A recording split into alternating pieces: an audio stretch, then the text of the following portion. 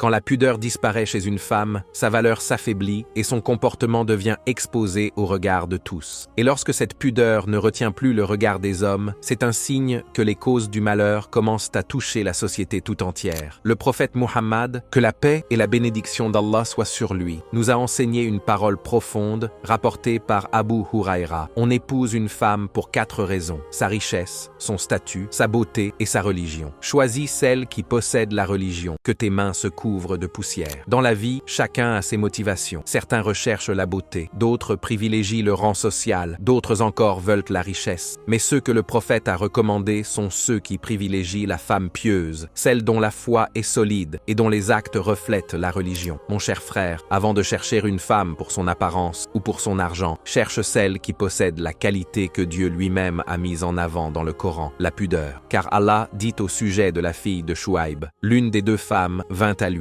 marchant avec pudeur. La pudeur fait partie des branches de la foi. C'est une des plus belles qualités du croyant et une caractéristique essentielle de l'islam. Le prophète, paix et bénédiction sur lui, a dit: chaque religion a un caractère, et le caractère de l'islam est la pudeur. Pourquoi la pudeur est-elle si importante? Les savants expliquent que lorsque la pudeur est présente chez une femme, elle entraîne avec elle toutes les autres qualités. La femme pudique ne se mélange pas aux hommes sans nécessité, n'élève pas la voix devant eux et protège naturellement ce qu'Allah a rendu précieux en elle, sa féminité, sa dignité et sa pureté. Hommes et femmes ont besoin de cette vertu, mais la femme y est plus attachée par nature. C'est pourquoi les anciens prenaient toujours l'exemple de la jeune fille pudique lorsqu'ils voulaient décrire la pudeur. Dans le Sahih al-Bukhari, Abu Saïd al-Khudri rapporte que le prophète, paix sur lui, était plus pudique qu'une jeune fille protégée dans sa chambre. Les savants disent: la pudeur, c'est le caractère qui pousse à accomplir le bien et à s'éloigner du mal. Ainsi, la femme droite et naturelle se préserve du dévoilement, évite les comportements douteux, s'habille avec modestie et protège sa chasteté. La femme pudique est celle que tout homme sincère souhaite avoir à ses côtés. Le prophète, paix sur lui, a également dit: la foi comporte plus de 60 branches. La meilleure est d'attester qu'il n'y a pas d'autre divinité qu'Allah, et la plus basse est d'enlever un obstacle de la route. Et la pudeur est une branche de la foi. Si une femme possède la pudeur, cela signifie qu'elle possède d'innombrables autres qualités intérieures. Ibn al-Qayyim, qu'Allah lui fasse miséricorde, disait: la pudeur d'une personne est liée à la vie de son cœur. Moins elle a de pudeur, plus son cœur est mort. Et plus son cœur est vivant, plus sa pudeur est parfaite. Et le prophète, paix et bénédiction d'Allah sur lui, a affirmé: parmi ce qui est resté des paroles des prophètes avant vous, si tu n'as plus de pudeur, alors fais ce que tu veux. Ô Allah, embellis nos comportements comme tu as embelli nos corps. Ô Allah, guide-nous vers les plus nobles des caractères et éloigne-nous des plus mauvais. Ô Allah, accorde-nous une bonne fin, augmente-nous en science et fais-nous entrer au paradis sans compte ni châtiment, par ta miséricorde, toi le plus miséricordieux. Frère ou sœur, si ce message t'a touché, n'oublie pas de t'abonner à la chaîne Lumière de l'Islam pour soutenir notre travail et recevoir plus de rappels bénéfiques.